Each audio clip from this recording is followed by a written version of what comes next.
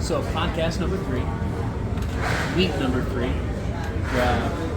We're here at the Old Goat in Alger Heights, Grand Rapids. So this is probably too hot to touch. Yeah, it's very hot to touch. So I've got I'm not going to say like right, Jambalaya. I think I got it right. And Dirk went stupid traditional on a basic cheeseburger.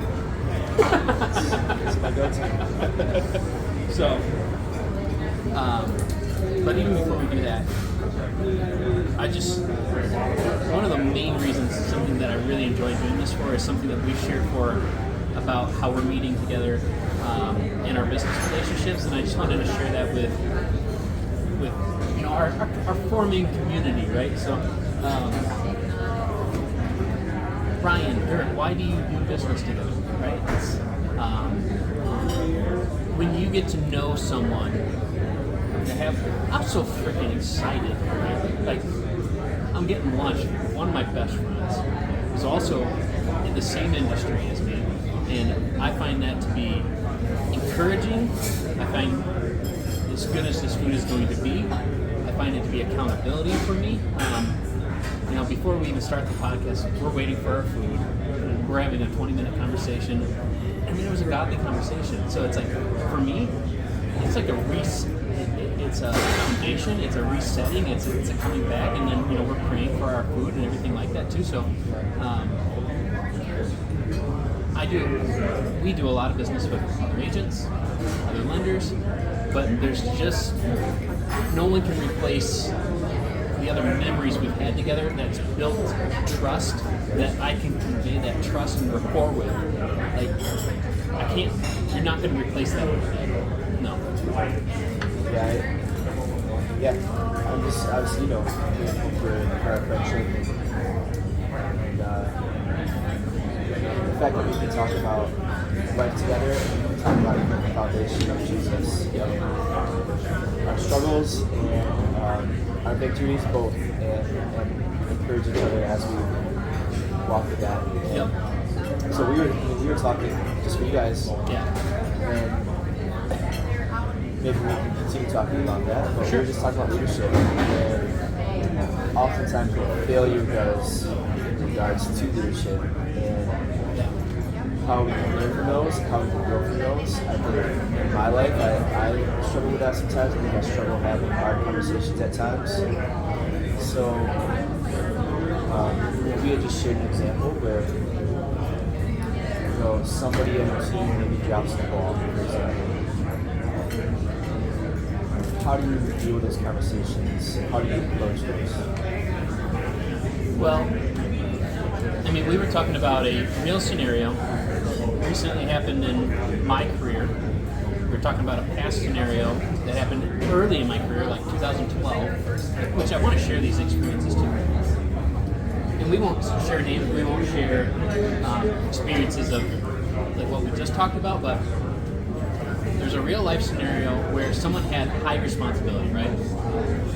In their organization, in that time, they were the key person to set up shop. They were the key person to lead the people, right? Both the staff and we'll call it the client base, right? And they didn't show up. They overslept. Yeah, overslept. So we were talking about a couple different perspectives on how we operate as individuals, but also how does that translate into the business realm. So, and I shared, okay, I can understand being in the person's shoes and having grace for the first time, but first thing I'm going to do as a leader is I'm self-evaluating. Okay, I chose this person for this day, for this activity, for this task, for this job, for this purchase contract, for this, break that down however you want. There's some level of responsibility that falls on me as the leader to make sure that, one, how do we learn from this? Two, how do I associate with, failure? Failure is a good thing because from failure, you're going to grow. You should be growing. Because from that, you're also going to expand your knowledge base. You're going to, I think, truly successful people associate with what they've done. past as bad and what they've associated as good, and they compound, okay, what was my learning lesson from that? So as a leader, I'm also going to do the same thing that I'm putting my other person through is, what are we going to learn from this? Yeah. So I heard a quote the other day. Somebody said that we should be quick to fire and slow to hire. So essentially, your interview process should be longer. It should be a slow process to see exactly who this person is. You should be patient with that. And that they believe that you should be, if you see problems early on, you should be quick to fire. What are your thoughts on that? Do you agree with that? Do you disagree with that? I think some people use that as a cop-out. So I think some people use that as a cop-out for their bad leadership. Like, oh, I was slow to hire. I made all the decisions. And then they don't want to teach that person through the 30, 60, 90, 180, and 1 year mark of education. People aren't going to hit every single one of your mile markers. So before you're quick to fire, make sure that you actually have the right expectations. Did you have the right systems? Did you have the right models for them to succeed? Because they're going to blast your name if you did. If you put them through the success track of having all of those things set up, then yes, be quick to fire. If you provided every opportunity for success, yes, be quick to fire. But what's their track record been for you previously, right? If you have 3 years of them having excellence, don't be quick to fire. Grace, right? Like we were talking about that too. It's like you're going to mess up. Like I had over $100,000 learning lesson last year. So what can I as the leader, what can you as the employee, the contractor, whatever it is, learn from it and apply? But that also assimilates into our purchase contracts. That assimilates into our lending. Mile markers, our timelines, overcoming contingencies, like things like that. How do you weigh out when you're looking to work with people or to advocate to whatever that team may be, whether it's business, whether it be even like a worship team, whether it be maybe not even real estate, maybe it's a really nice feature we're doing today. Sports team. We have a housemate labor from ourselves. Housemate Kalamata, Alcamana, Manchego cheese, and garlic egg. There's no right answer to this, but what's more A couple beverages. you look for character? I did. Would you hire somebody with high character, Sierra, but low skill, or low yeah, ability? Sierra Rose Sangria, right? And maybe just for the scenario, so like they might not even have. Yes, they can grow a little bit, but like they don't have the talent. So low talent, but high character, or would you look for somebody with high Chips or talent, upgrade your breakfast. but maybe they have worse character? If you had to choose between those two, those are your two options: high talent, low character, or Yes. no. What would They look like the same style as one of the bartenders that works here. The guys at Blackboard. Well, thankfully you didn't put a timeline on how fast I had to make the decision for it. Okay, yup, Quite yeah, often that what is I'm the same doing is person that downstairs. Yeah, I thought the style looked really, really familiar. I can coach and train almost any skill. We got the same And I believe in my thing, 30, like 60, going down 90. the I believe in my half-year mark, and I believe in my 1 year mark. So I recently, I had an agent on my team, right? And he's okay with me probably sharing this message too. He did the right thing. He got his license. He grew, and I'm very proud of him as well. Where he was at, his life was very different where I was at in my business. So we have to assimilate all. I hired the right person, right? But are our goals aligned? If you don't, if you were working for me, I want to know about your personal life, I want to know about your goals, I want to know about your vision board, I want to know about where you're going, right? I think this part of your character is do those life missions align with my mission? Can I help you through this work accomplish what you want to do in your life? If I can't say that yes, this work should be rewarding and it should pass on to do things that are probably a higher calling to you personally than Prichard Properties or my brokerage or whatever that is, we're going to have a misalignment, right? I have to see if your character, so you're seeing that I talk about character a lot more than skill. does your character align with the culture of our business and our clientele that we're serving? We serve almost everywhere out there. Like, the only things we don't are usually things that aren't in this area because it's like I'm a disservice. So to answer your question on those two, I'm looking for a coachable character. I'm looking for competency in their character. Shows up every day, works hard. Yeah. Rather than somebody that might be super charismatic and they are just super gifted with people. Oh, yeah. But they don't show up or they don't want to come in. Is that what you're saying? Well, there's definitely work, right? Yeah. I mean, no one wants to hop into a loan file and enter in 2 hours worth of data. No one wants to hop into a CRM and add in 45 minutes of data, set up a search, and write a whole bunch of contracts, right? Yeah, there's a lot of charismatic things that we can do and build business, and I mean, this is building business, what we're doing right now. Heck, you're getting to eat a whole burger while I'm eating. I'm going to ask me questions. Because I'm really hungry. Yeah, we were talking about that too. An impromptu fast. Yeah. So this has nothing to do with our podcast, but that's okay. No. So real quick, how was the food? Now we had a couple of today. I don't think it's ever been spicier. Is that a good thing? I like it a lot, but it's freaking hot. But they're French fries. They do these fresh cut fries, so good. Oh. Which if you want, take one. I was going to ask you. Thank you. Fresh cut fries. Got this aioli sauce.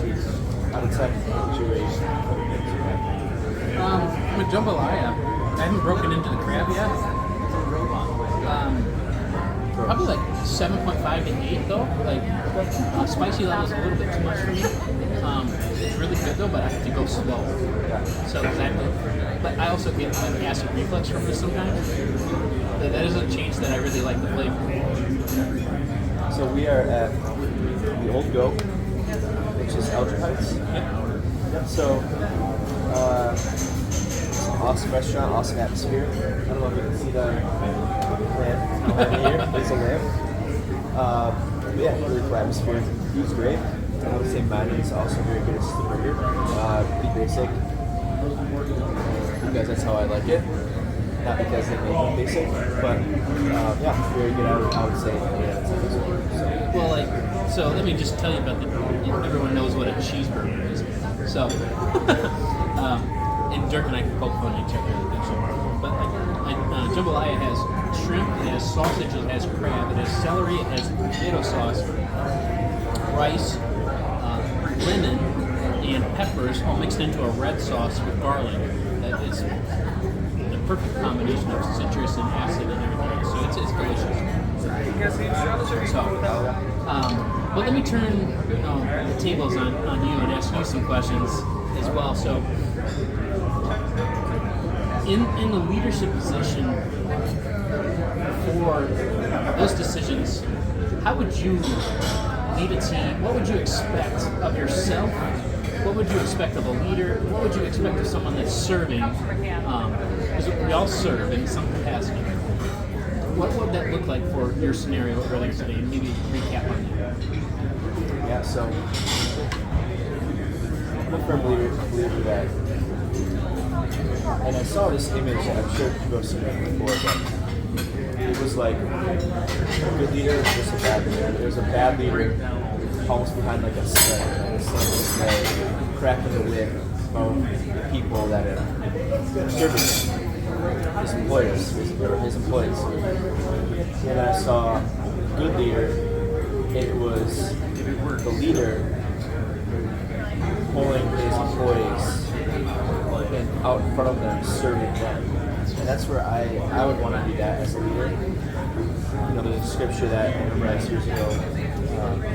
It's Mark 10:45. It says, "For even the Son of Man, so even Jesus did not come to be served, but to serve and give his life as a ransom for many." So that to me that's the ultimate example. I don't always live that, but I think there is room for grace. I think if somebody, my employee, dropped the ball, that's not okay. I agree. Like, it happens. Phone dies, they wake up. I make mistakes too. So that's okay. Have grace, but also have that hard conversation of let's not let this happen again. What can I do to help you? Have an alternate phone number or the alternate way that we can get a hold of you if this situation happens again. Because if we're calling this individual over and over again and they really get hold of us. So what happens in that scenario? What do you do? So different. So try to figure out ways, hey, this happens again, how do we get a hold of you? What's the best way to prevent this from happening again? Do I need to buy you an extra charger? Or a special charger that sits right next to your head? Like, what do I need to do? But just in life in general, if the boss isn't willing to do something different, the employees are going to be less likely to do that.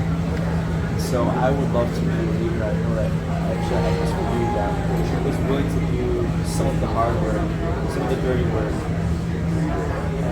as an example to the people that he is serving and the people that are serving him, that he's in this with them, that we're a team working together for a common goal, and then it's not my goal, and you're just helping me. Yeah. Right? To your analogy about the boat, or the leader pulling, Yeah. there's two things behind it, though, right? Yeah, your links, right? Those are strong links, right? That person that's out front leading is either showing the way as a captain, as a guide, right? You're making the waters that people that are you're navigating waters for people that have otherwise not been there before, right? And making it easier for them to accomplish success. So whole might not be the right word, right? Yeah. We're allowing them to I always think of the older brother scenario, like older brother, older sister, they have to take the blunt of the parents learning something, right? And then every kid after that, quite often has it easier in life. So, for me, I'm like, as a leader, I always look at it as, I like getting flipped. I like taking the punches. I like making this easier for other people. And I want to see you someday when I need to wear the diapers. Please help me, right? I want to have that good rapport. I want to know that I did everything to support you. I also want to know that I'm working with the right people, because there's going to be a day I can't do this anymore. I better put in the right effort, make the right relationships with people in the world to want to still help me when I'm on my deathbed. Yeah, and just to echo that, just in life, one thing I've been thinking about lately is, are you willing to sacrifice yourself for somebody else in a lot of different ways? And I think one of the biggest ways is reputation. If I'm willing to take a hit for somebody because I know it's I think especially a lot of times in business, in real estate, good leader is sacrificial. That's really easy to say, it's really hard to do. Especially like in a real estate transaction, it's really easy for a realtor to place a blame on a lender to place a blame on underwriter, an underwriter to place a blame on the client, whatever it may be. It's always easy to pass the blame. But I feel like I want to be somebody that is placing blame, but also ultimately is somebody that is willing to say, I should have foreseen this. This is on me. It's on the underwriter. It's on me. And I want to work with people that are saying, hey, they may have made a mistake, but this is on me too. I could have done. I want to work with people that take ownership. That's who I want to be. That's something I'm still working at. I'm still getting better at. But that is ultimately, if someone's willing to take the hit and say, this is on me, even if it wasn't fully on them. That's the type of leader I want to be. That's the type of person I want to be. And those are the type of friends that I want to be. Those are the relationships that I want to build. If they're going to undercut me and gossip about me behind my back, I don't want that, right? And actually, I heard a really cool quote recently that said that this was their resolution for the year.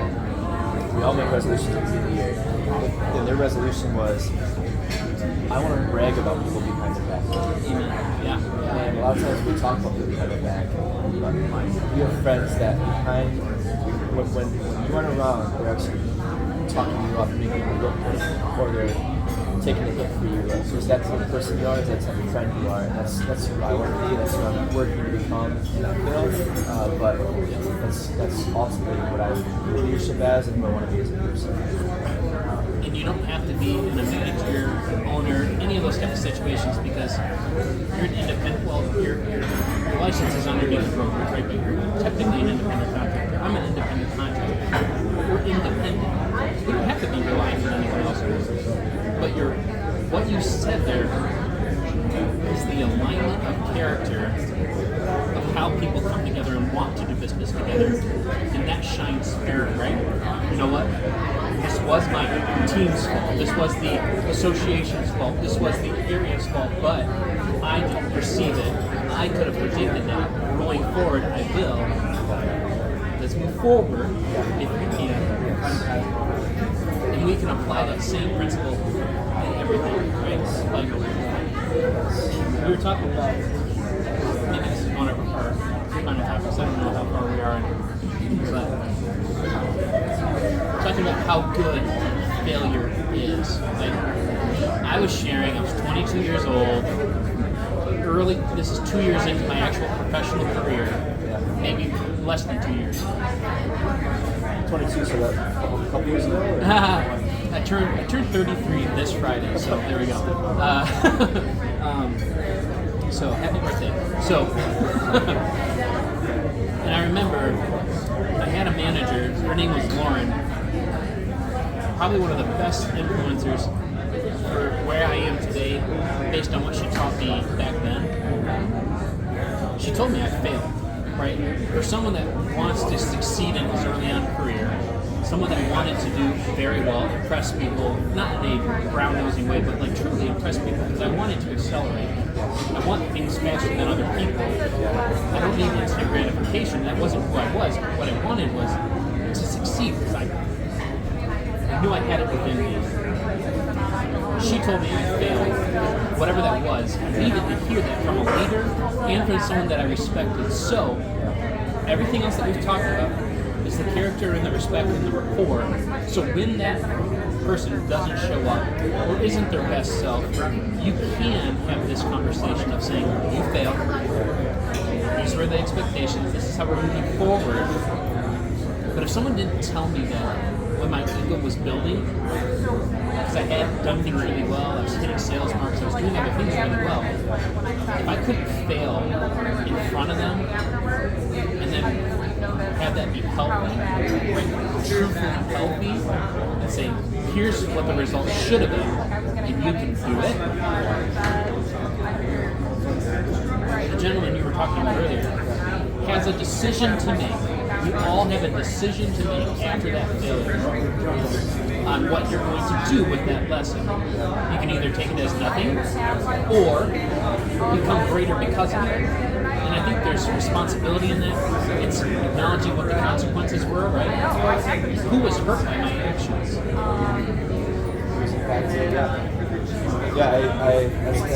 How did you respond to that scenario? When she called you a failure, what was your response? I'm usually very quick to have responses. In that moment, I just sat there and I stared, held back tears. Not because I was hurt, but because I let myself down. Right? So, and you have to know who you're talking to with. At that point, no one had ever been that threat to me other than my dad, right? And a few other key leaders in my life. And that was this isn't a sexist comment, but I've never had a woman speak that directly to me in my whole entire life, and that's my manager. So for me, I was processing a lot of things, and I was just like, this is good. I went home, it hurt, I came back, and I was a new person, I was ready to go. Like, I assessed it, I molded myself, and I said, today is a new day. I lost the game yesterday, whatever you want to call it. But today, I'm never going to lose another game. And if I do, right? Were you angry at her? Did you respond differently to her the next day? Did you hold a grudge against some of those hard truths that she shared? No, I asked for more guidance. I asked for more guidance. I said, that's weird. It probably is. But also, team player, right? I assessed, because she was informative enough to let me know where I failed, what the impact was, who was impacted, and I had to assess that, am I okay with that? I wasn't okay with hurting other people. She knew that, but she had to put it in a light that I was going to assess that. I don't remember the exact words that were said, but I remember how I feel today. And that was a huge learning principle that I've since adopted. People have to, you have to lead them to an understanding. This isn't our contracts, this isn't our purchases. Like, there's feeling, there's facts. We're leading people towards their motive. She knew I wanted to excel in my career. But she knew if I was going to continue making mistakes, I'll never become better than I was in that moment, right? Because people are going to be like, oh, you're a failure, and you continuously fail. No, you failed once, and then you learn from it. Leaders understand that. Yeah, absolutely. Thank you for sharing that. We're wrapping this up today, so I just want to say thank you to you guys. Thanks again for watching, and we hope that you find it enjoyable. We hope that you find it beneficial as well. But please reach out to us. We said it last week, but if you need anything at all, even if it's something as simple as prayer, we're here for you. We want to help you in any way we possibly can. Obviously, we're in the real estate side of things, so please, if you know anybody looking to buy or sell, please pass our names along. So we wish you the best. Have a great week.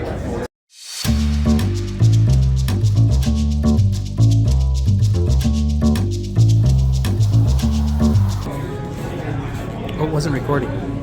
I'm just kidding.